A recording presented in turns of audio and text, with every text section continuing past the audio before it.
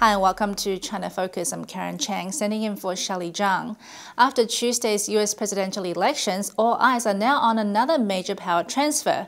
In China, the Communist Party has started its 18th Party Congress, and the week-long meeting will end next Thursday with the announcement of the new lineup of leaders to be headed by the current Vice President Xi Jinping. Now, the once-a-decade power transfer has come at a turbulent year for the Chinese regime, and Western observers have lapped up at the rare public power struggle that's taken place within the party leadership. Still, the power transfer is shrouded in secrecy, and various versions of who will be included in the ruling Politburo Standing Committee has been thrown about. To put everything into context after everything that's happened this year, with me is senior China analyst Heng He. Thanks for being with us. Now, Heng He, why has this year been such a turbulent year for the Chinese regime?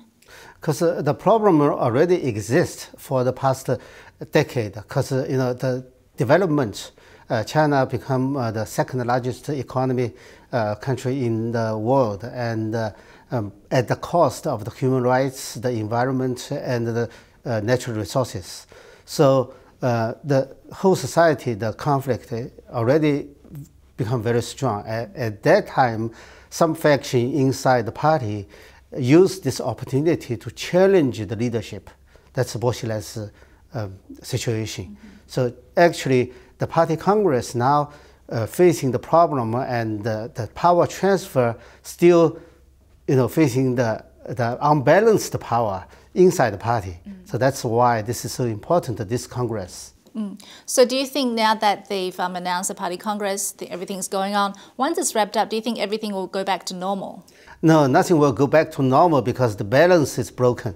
So once the balance is broken, you can never go back to the original. With the faction of Jiang Zemin weakening and Boshi out of the picture, and the other faction, other big families try to get into this power circle. So they need to find another balance in the near future. I don't think it's so easy to wrap up, but inside the party, the problem relatively is smaller than outside. Okay, how do you mean by that? Because inside the party, everybody knows they cannot let the boat sink, because everybody's interest is on this boat. So at some point, they need to compromise, to agree to let others to live.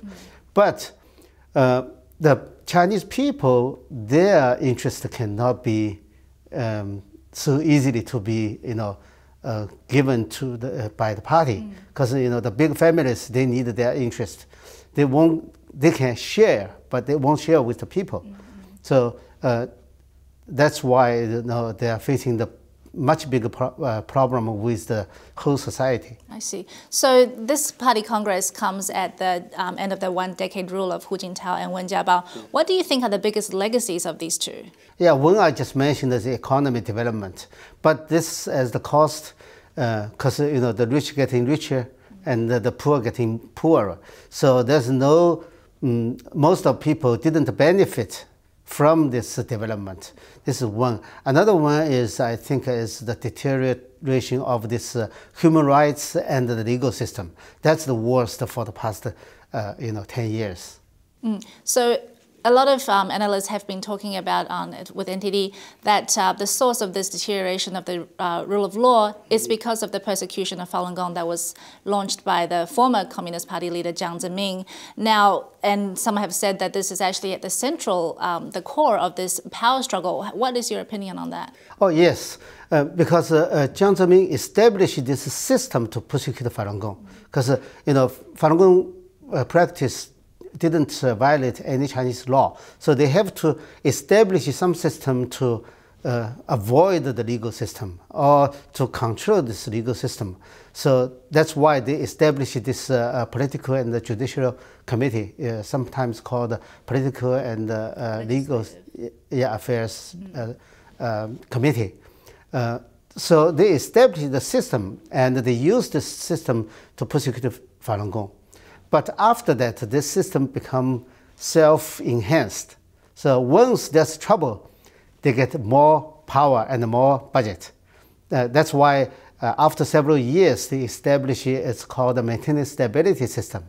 this system is based on the persecution of Falun Gong, and now extend to the wider populations, the ordinary Chinese people.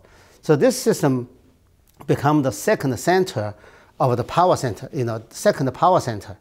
So they have a Chinese Communist Party leadership, and then they have the legal system inside the party, PLAC, to share the power with another center. So this caused a big problem with the Chinese Communist Party rule. And that faction actually was supported by Jiang Zemin. Jiang Zemin is back up this system. So that's the big problem, because in Chinese Communist history, there's never been two centers, always one center, one power, strong man. But now it's become a big problem.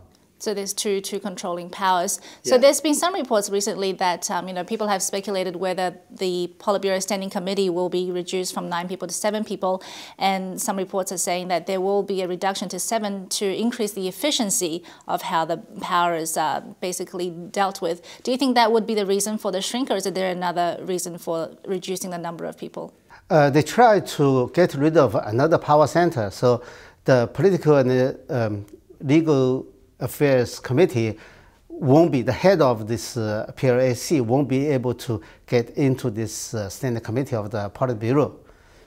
That's why they shrink to 7. That's for sure. This PLAC is out of the picture.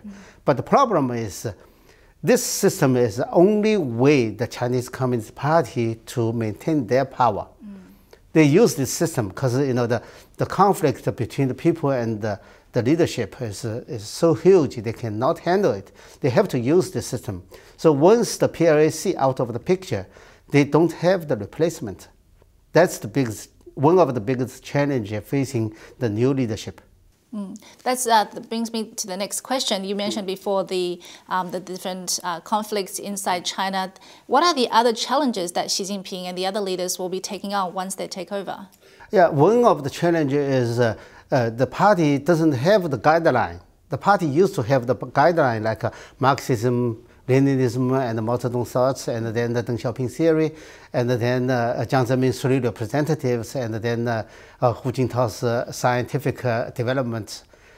So those ideas are conflict with each other. It's very difficult for the party to have a straight line, which one to follow. That's also give the chance for whoever wants to challenge the leadership and find one theory inside the whole system and as his tool, like Bo Xilai did. So they have to find a way to reduce the influence of Marxism and Mao Zedong thoughts, because the Chinese Communist Party from the revolution becomes the target of the revolution. So anyone can easily pick up Mao Zedong's revolution idea to challenge the leadership. So this is another biggest challenge. They cannot change that. They cannot totally get rid of Mao Zedong because they don't have the legitimacy. They don't have the power from heaven to give the leadership. They don't have the vote from the people, and only their power resources, power source was Mao Zedong's revolution. And this is the biggest dilemma facing Chinese leadership. They have no way to solve this dilemma.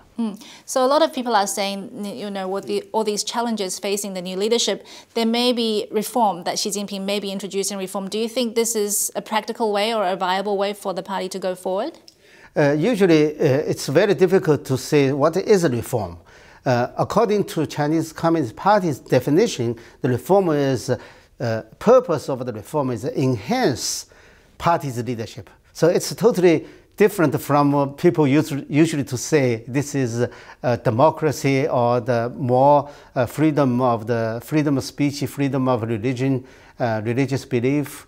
That's not the case. So that reform actually try to enhance the party's leadership. So I don't think there's a way out.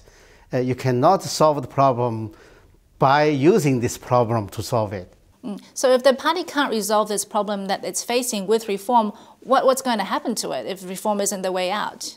Because there's so many different challenges facing, and I don't see any way the Chinese Communist Party or the new leadership can solve any of them. So we are facing, probably this is the time the Chinese Communist Party will collapse very soon. Because the situation is very similar to about 100 years ago, the Qing dynasty facing. So I think the United States or the whole world need to prepare for the change, the big change is going to happen in China. So do you think there's anything that we should be looking for from this party congress for over the next week? Anything significant signs that will be coming out? One is the party constitution probably will change. We will see if they have anything to change for the party's guideline theory.